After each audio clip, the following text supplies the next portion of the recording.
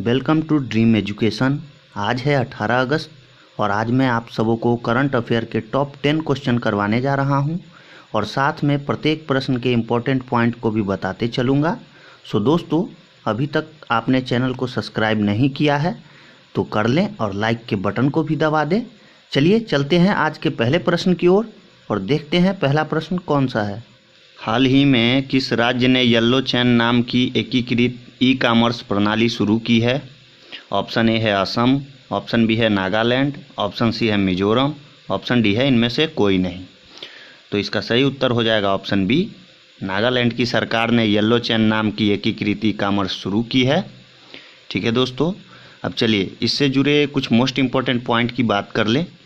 इसका उद्देश्य स्वयं के स्थानों से उत्पाद या सेवाओं में अस्थायी व्यवसाय बनाने के लिए, ठीक है, अपने ब्रांड को आप इस पे डाल के और घर बैठे कहीं से भी बिजनेस कर सकते हैं इसके लिए। अब दूसरा पॉइंट की बात करें तो दूसरे पॉइंट में नागालैंड की राजधानी कहाँ है? तो नागालैंड की राजधानी कोहिमा है। नागालैंड के सीएम कौन हैं? तो नागालैंड के सीएम नेफ्यू रियो हैं। नागालैंड के राज्यपाल RN रवि हैं। नागालैंड में लोकसभा की सीटों की संख्या 1 है और नागालैंड में राज्यसभा के सीटों की संख्या भी 1 है। ठीक है दोस्तों, उम्मीद करते हैं आपने सभी पॉइंटों को नोट डाउन किया होगा और अच्छे से समझा होगा। चलिए चलते हैं अगले क्वेश्चन की ओर और अगला क्वेश्चन कौन सा है? हाल ही में किन्हें ई बाइक गो के नए ब्रांड एम्बेसडर चुना गया है? ऑप्शन ए है सचिन तेंदुलकर, ऑप्शन बी है अक्षय कुमार, ऑप्शन सी है हरभजन सिंह, ऑप्शन डी है विराट कोहली। तो इसका सही उत्तर हो जाएगा ऑप्शन सी। हरभजन सिंह को ई बाइक गो के नए ब्रांड एम्बेसडर के रूप में चुना गया है। ठीक है दोस्तों, इसका उद्देश्य क्या है?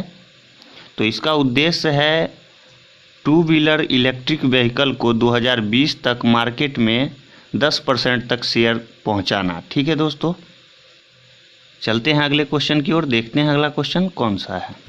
हाल ही में किस मंत्रालय द्वारा आयुष फॉर इम्यूनिटी अभियान चलाया गया है? ऑप्शन ए है गृह मंत्रालय, ऑप्शन बी है रक्षा मंत्रालय, ऑप्शन सी है आयुष मंत्रालय, ऑप्शन डी है इनमें से कोई नहीं। तो इसका सही उत्तर हो जाएगा आयुष मंत्रालय द्वारा आयुष फॉर इम्यूनिटी अभियान चलाया गया है।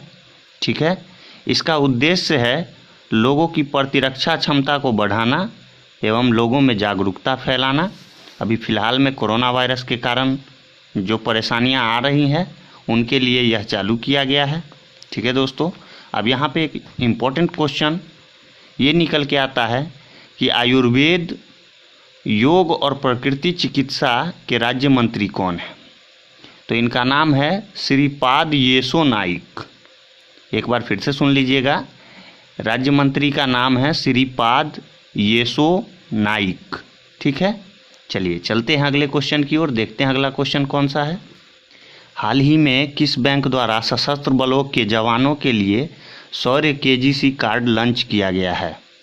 ऑप्शन ए है SBI द्वारा, ऑप्शन बी है बैंक ऑफ इंडिया द्वारा, ऑप्शन सी है HDFC द्वारा, ऑप्शन डी है इनमें से कोई नहीं। तो इसका सही उत्तर हो जाएगा HDFC के द्वारा यह लॉन्च किया गया है। ऑप्शन सी सही है। ठीक है दोस्तों, यह कार्ड सैन्य और अर्धसैनिक कर्मियों के लिए कृषि ऋण उपलब्ध करवाएगा। ठीक है, इस कार्ड में दोस्तों फसल के लिए अकाल्पनिक ऋण और 5 वर्ष की अवधि के लिए कृषि निवेश के लिए दीर्घकालीन लोन शामिल है। ठीक है, अब बात करते हैं अगले पॉइंट की। तो अगला पॉइंट में है HDFC का मुख्यालय कहाँ है? तो इसका मुख्यालय दोस्तों मुंबई महाराष्ट्र में पड़ता है। HDFC का टैगलाइन क्या है? तो HDFC का टैगलाइन लिख लीजिएगा दोस्तों, बहुत इंपॉर्टेंट है, वी अंडरस्टैंड योर वर्ल्ड। ठीक है, एक बार फिर से बता दे रहा हूँ, HDFC का टैगलाइन है वी अंडरस्टैंड योर वर्ल्ड। ठीक है, चलिए चलते हैं अगले क्वेश्चन की ओर। उम्मीद करते हैं आपने सभी पॉइंटों को नोट डाउन किया होगा और हाँ, अभी तक आपने वीडियो को लाइक और सब्सक्राइब नहीं किया है तो प्लीज़ लाइक और सब्सक्राइब कर लें। चलिए चलते हैं अगले क्वेश्चन की ओर, देखते हैं अगला क्वेश्चन कौन सा है। हाल ही में कौन से बैंक ने डिजिटल अपनाएं अभियान लॉन्च किया है? ऑप्शन ए है SBI, ऑप्शन बी है PNB, ऑप्शन सी है HDFC, ऑप्शन डी है इनमें से कोई नहीं। तो इसका सही उत्तर हो जाएगा पीएनबी ने हाल फिलहाल में ही डिजिटल अपनाए लॉन्च किया है, अभियान को लॉन्च किया है। क्यों लॉन्च किया है दोस्तों? तो ये डिजिटल लेन देन को बढ़ावा देने के लिए इसको लॉन्च किया गया है। अब बात करते हैं पीएनबी के प्रबंधक निदेशक कौन हैं? तो उसके प्रबंधक निदेशक हैं दोस्तों एसएस मल्लिकार्जुन राव। ये अभियान जो है दोस्तों 31 मार्च 2021 तक जारी रहेगा। ठीक है। अब अगले पॉइंट की बात करें तो पीएनबी का मुख्यालय कहाँ है? तो इसका मुख्यालय नई दिल्ली में है दोस्तों। अब अगले पॉइंट की बात करें तो पीएनबी की स्थापना कब हुई? पंजाब नेशनल बैंक की स्थापना 19 मई 1894 में लाहौर, जो कि अभी फ़िलहाल में पाकिस्तान में है, हुई थी। ठीक है दोस्तों। इसके संस्थापक थे लाला लाजपत राय, दयाल सिंह। चलिए, उम्मीद करते हैं आपने सभी पॉइंटों को अच्छे से नोट डाउन किया होगा। चलते हैं अगले क्वेश्चन की ओर। हाल ही में गो एयर के नई सीईओ कौन बने हैं? ठीक है, क्वेश्चन है। ऑप्शन ए है अनिल अग्रवाल, ऑप्शन बी है कौशिक खोना, ऑप्शन सी है विनय दुबे, ऑप्शन डी है इनमें से कोई नहीं। तो इसका सही उत्तर हो जाएगा ऑप्शन बी, कौशिक खोना को बनाया गया है गो एयर के नई सीईओ। ठीक है दोस्तों। और ये किनका स्थान लेंगे? तो ये दोस्तों विनय दुबे का स्थान लेंगे, जो कि पहले सीईओ थे गो एयर के। गो एयर का स्वामित्व दोस्तों वाडिया समूह के पास है। अब बात करते हैं अगले पॉइंट की, गो एयर का मुख्यालय कहाँ है? तो गो एयर का मुख्यालय महाराष्ट्र में है, मुंबई महाराष्ट्र। गो एयर के संस्थापक कौन हैं? तो गो एयर के संस्थापक जहांगीर वाडिया हैं। इसकी स्थापना कब हुई थी? तो इसकी स्थापना दोस्तों 2005 में हुई थी।